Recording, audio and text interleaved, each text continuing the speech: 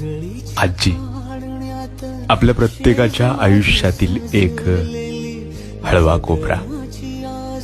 आजी म्हणजे नातवाला जीवापाड जपणारी आईच. आजी आपल्या प्रत्येकाच्या आयुष्यातील एक हळवा कोपरा. आजी म्हणजे नातवाला जीवापाड जपणारी आईच. आजी आपल्या प्रत्येकाच्या आयुष्यातील एक हळवा कोपरा. आजी म्हणजे नातवाला जीवापाड जपणारी आईच.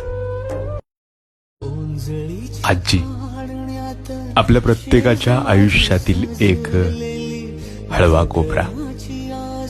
आजी म्हणजे नातवाला जीवापाड जपणारी आईच.